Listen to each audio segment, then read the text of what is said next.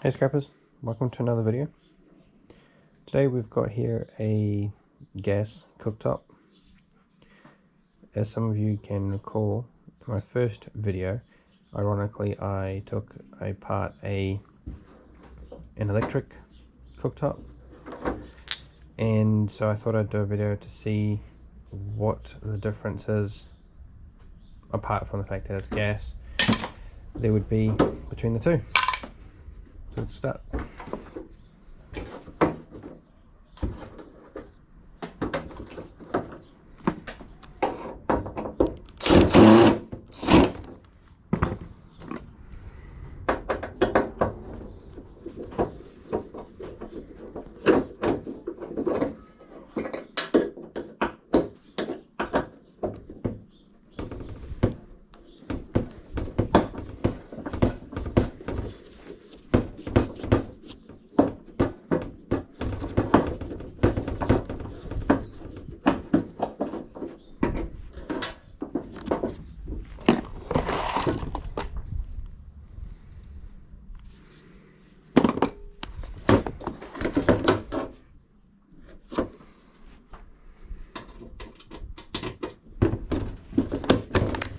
Right, swap it out for number one.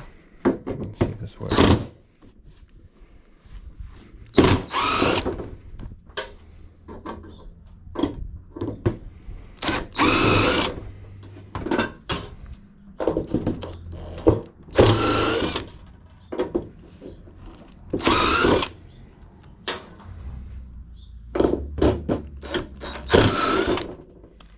Well, good news. These bolts, these screws are either or Loctited. As you can see here, the torque from this impact driver is stripping the heads clean off.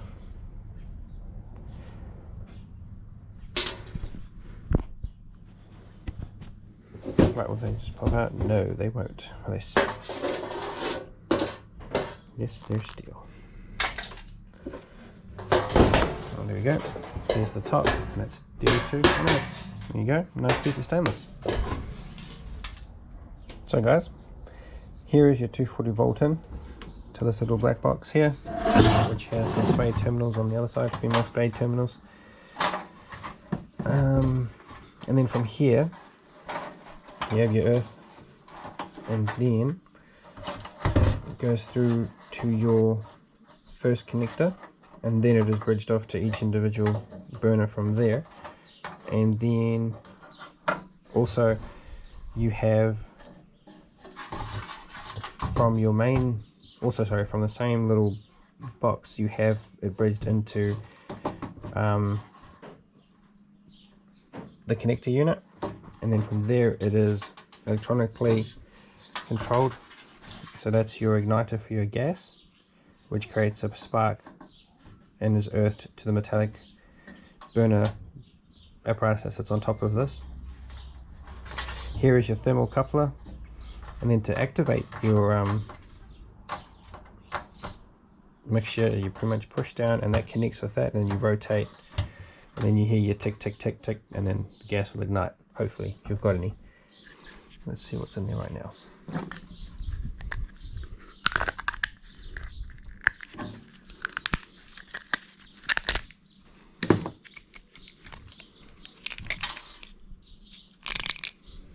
Not a whole heck of a lot, as you can see, so I'll just chuck that straight into the shred pile, and continue dismantling all of these.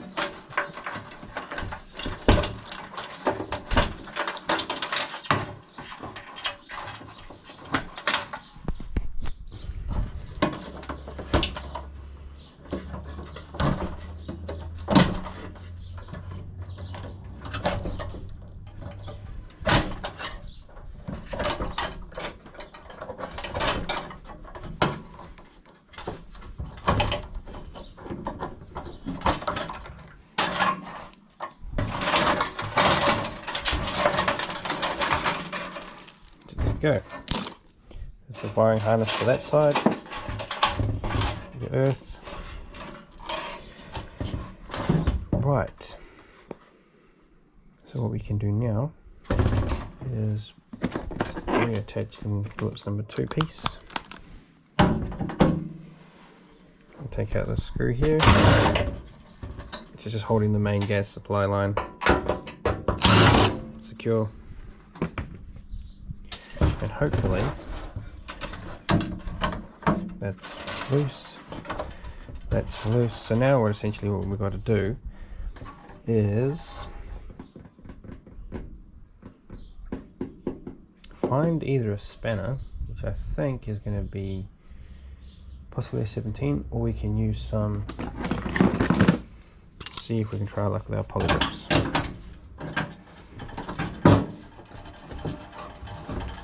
And there we go. Loosen each connection point, so the gas will enter into the burner.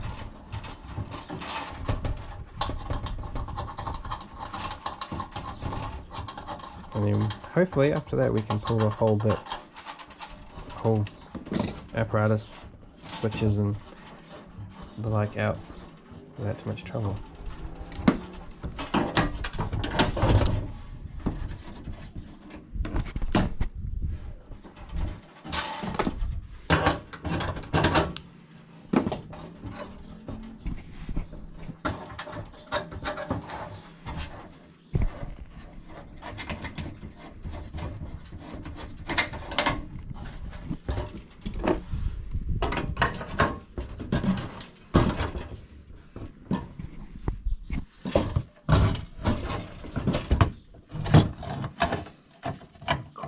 There's always one that needs to be difficult. The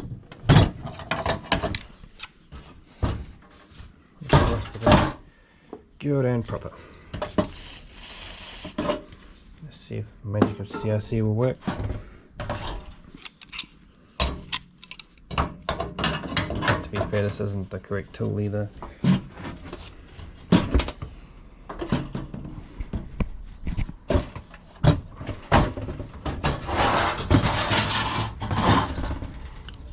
Remember the now that I've reversed it, but I still pull it towards me and not away from me.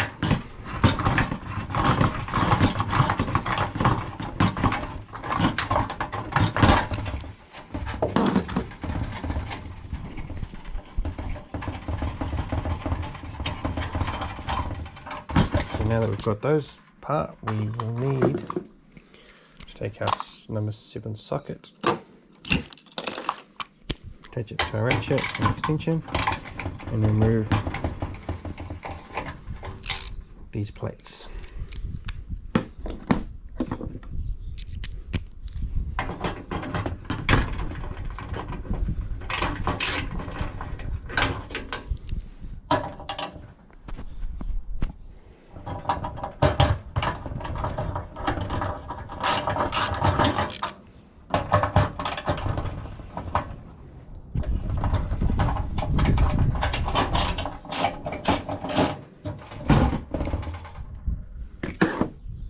Right, so we have some nice brass pieces, little gas nozzles,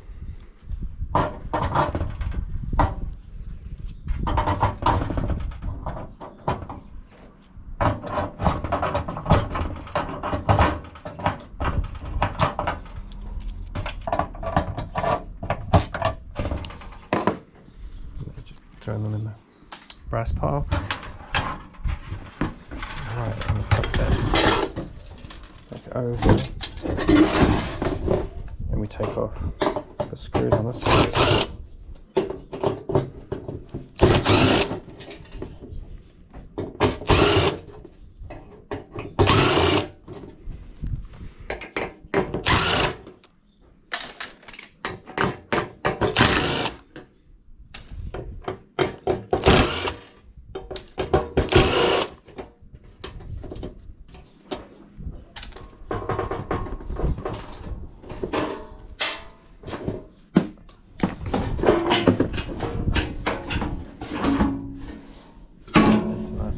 Piece of steel. Yep. So what I do here is I simply just cut off these terminals Where are we?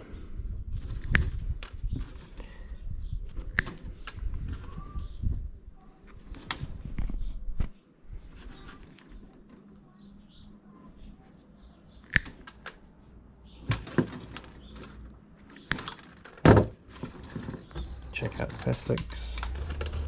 Those aside for a short time later.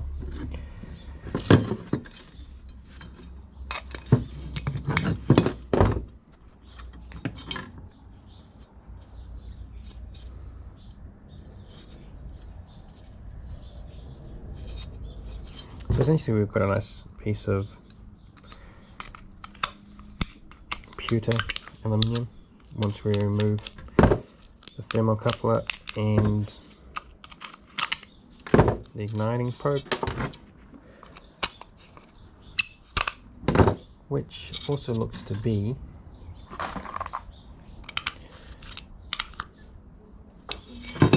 see if this tin will work.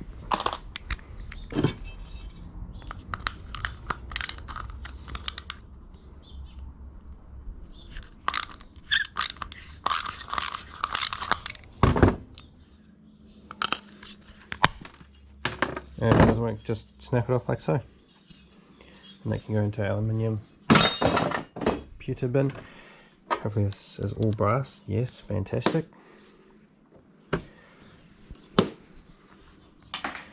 And then we just repeat the same process for each one.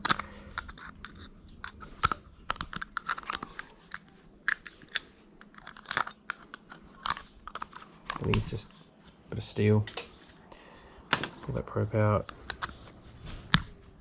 Take that piece off. And just bend that against the body. And it should go out, like so. Another nice bit of brass. Clean piece of pewter.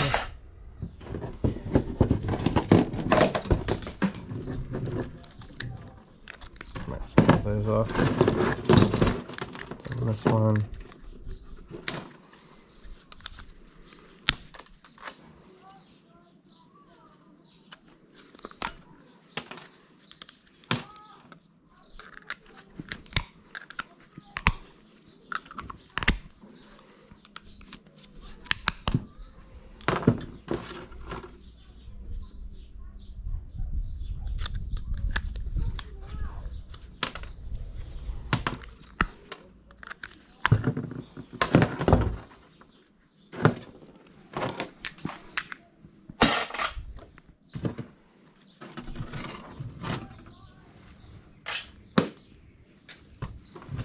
Those porcelain ones just go rubbish.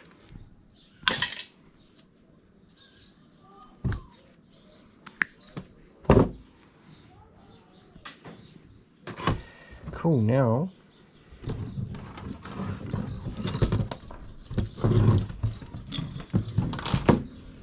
are these, let's just see quick.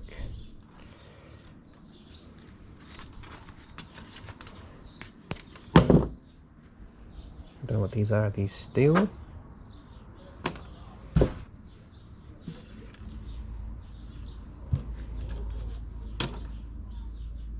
No, I don't know what these are. I guess just chuck them in. There's a loose cable.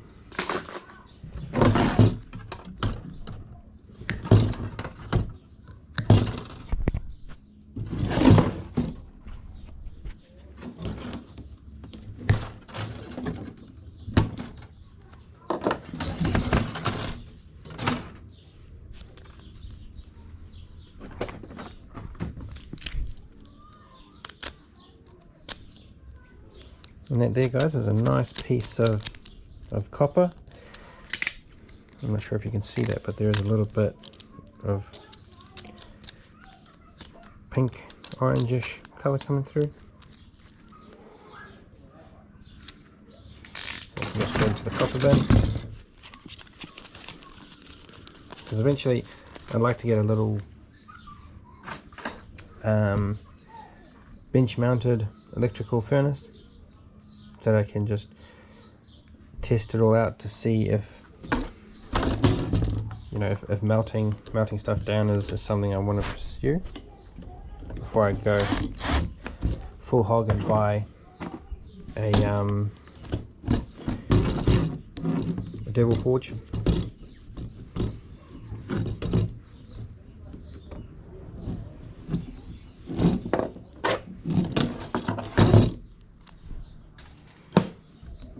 Because it looks, that side of things looks quite interesting, seeing, you know, other fellow scrappers on YouTube melting down, making copper ingots and the like.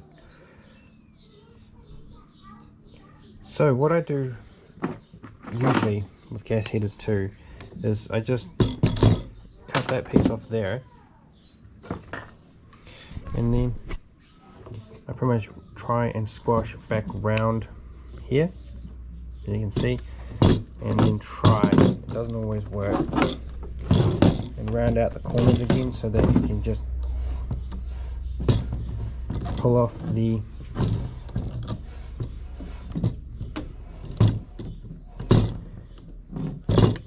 connecting bit, like so.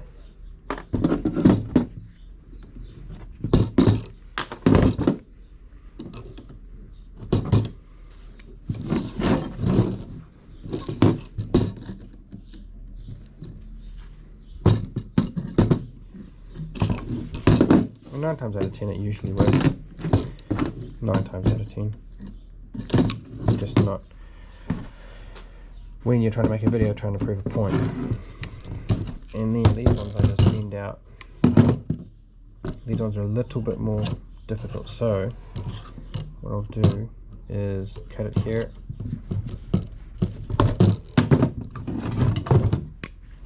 I'll do exactly the same process all the way around. Got on my first cut.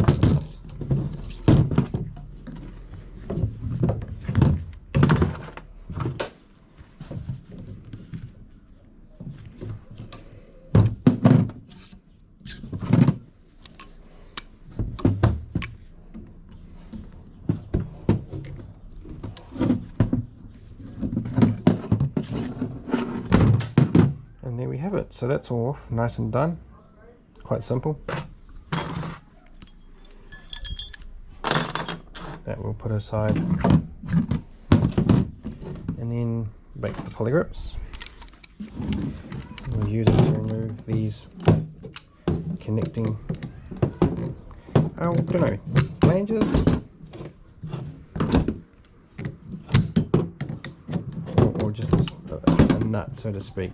No, it'd be a coupling. Would it be a coupling?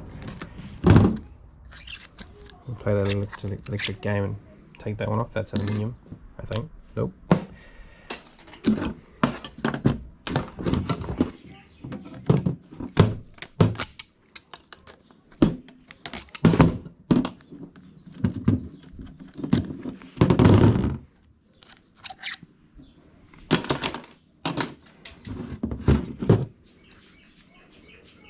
So there we go.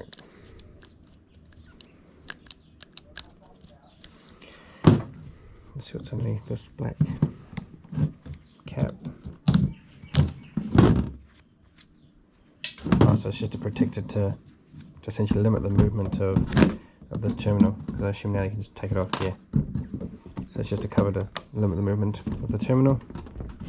There's a nice piece of copper. Let me just pull that out, there we go.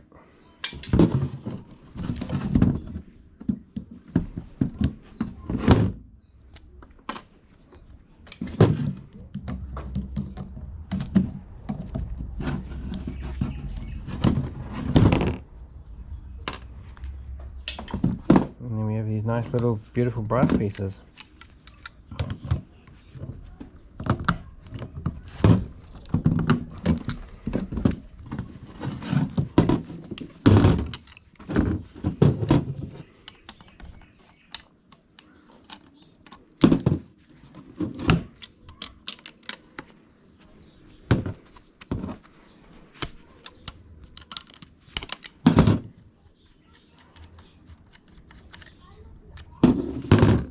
And then inside there There's a little copper coil as well. See? That is just pretty much steel.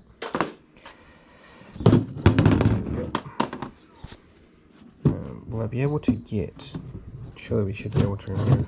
Yes, we can take them off and do them individually.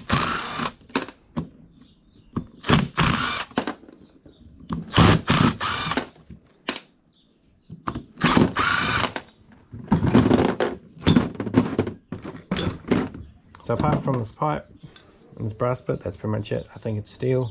Yes. So we can come back to that later on.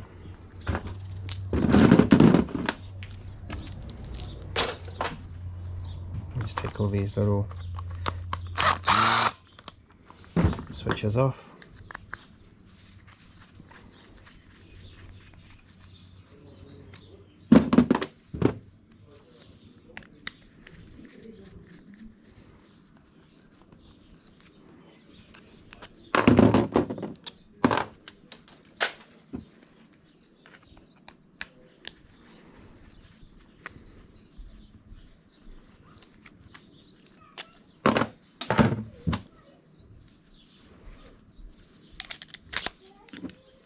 Right, what do we have next?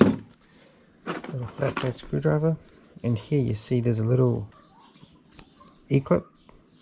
And the reason this differentiates between an E-clip and a circlip is see how essentially it makes a very out of shape E, but nonetheless.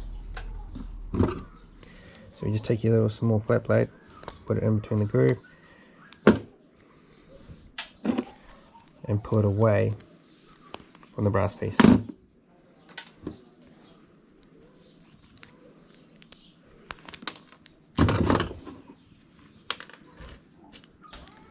So another piece of aluminium.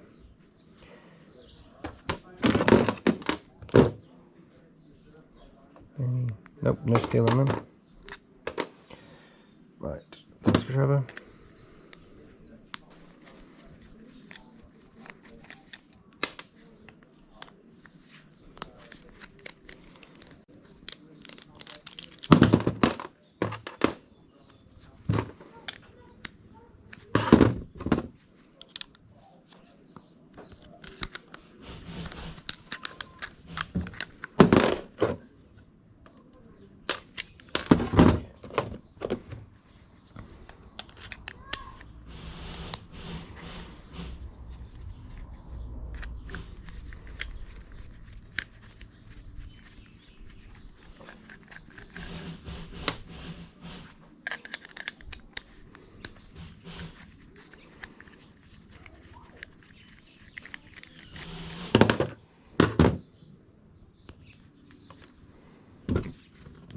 I try my best to clean up the brass and copper at times, because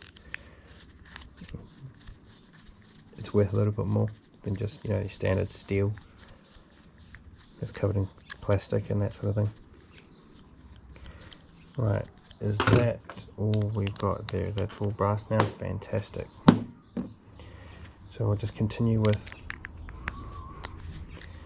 the other three.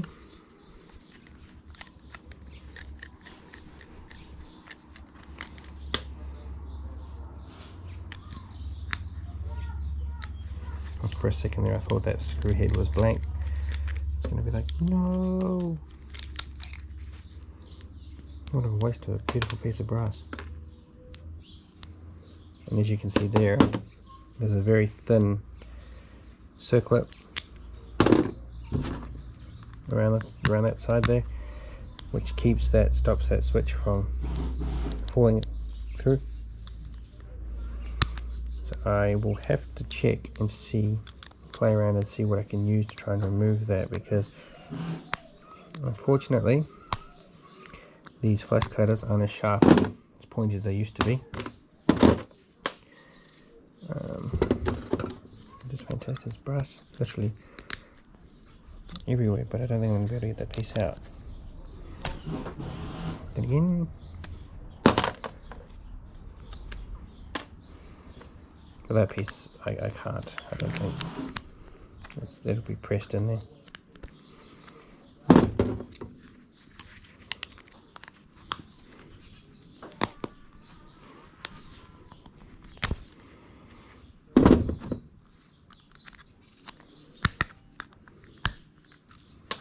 Then again, where there's a will, there's a very rough way of getting things out.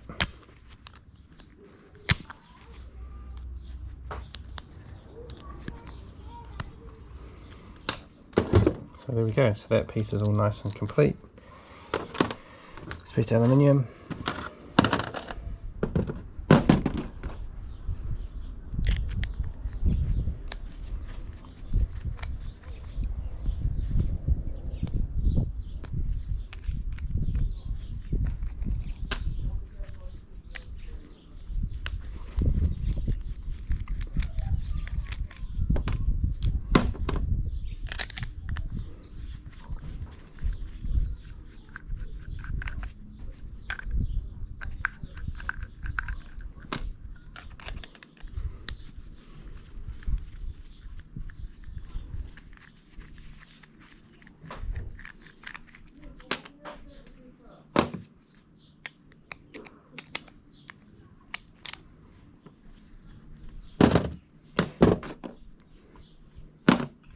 So I'll continue taking these apart a little bit further and show you the end result when it's all done.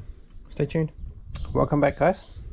So I've managed to take it all apart, so I thought I'd do a little quick weigh up and see how much each component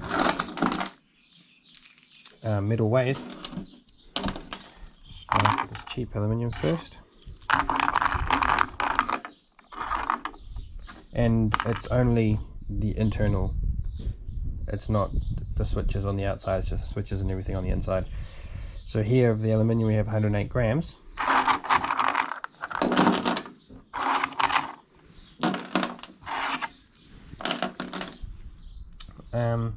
And the reason the brass and this aluminium, the copper contacts switches are separate is, as you can see, there is a metallic or magnetic element to it, so I'll have to cut the same with these brass ones. The same thing, the metallic element to the contact, so I have to cut those out. Next up we have the brass.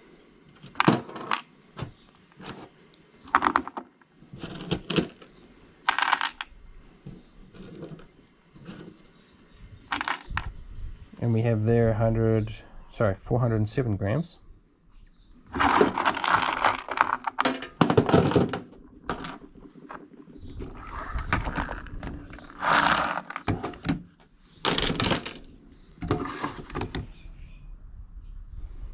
And then of the yellow copper.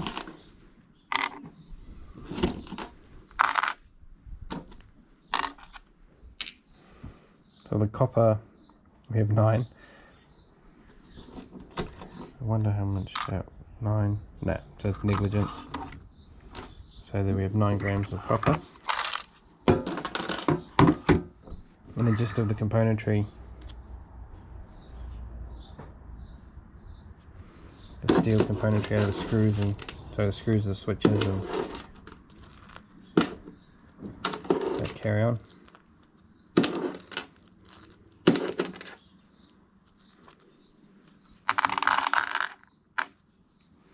There is 31 grams. And just go straight to the middle pile. Come on, 0. Right, then the aluminium piping. Just to get all the liquid out of there.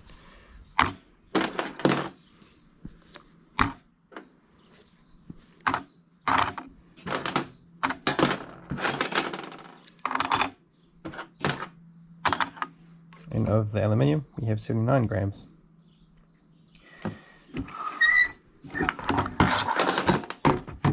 So I took the brass pipe off, or the brass connecting piece, the elbow, off of the main gas line, and we'll do a quick reweigh of the brass to see how much extra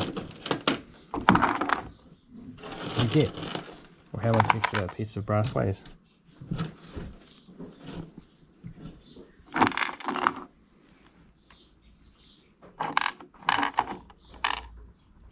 So that weighs 113.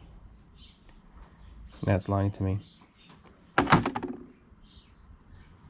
No, roughly 113 grams just in this one piece of brass elbow.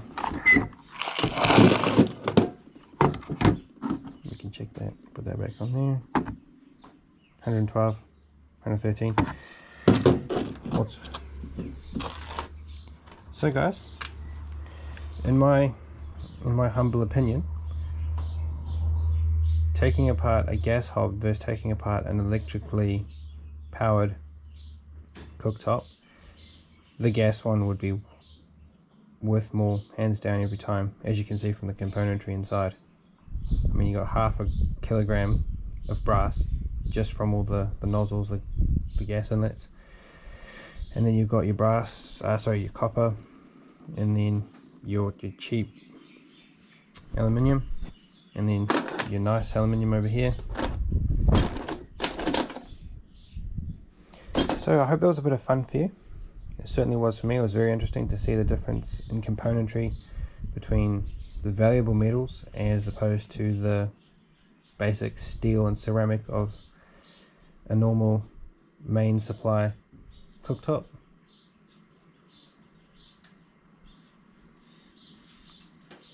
So hopefully in my next video I'll take apart a sewing machine so we can see the componentry and the mechanisms and how everything works in there.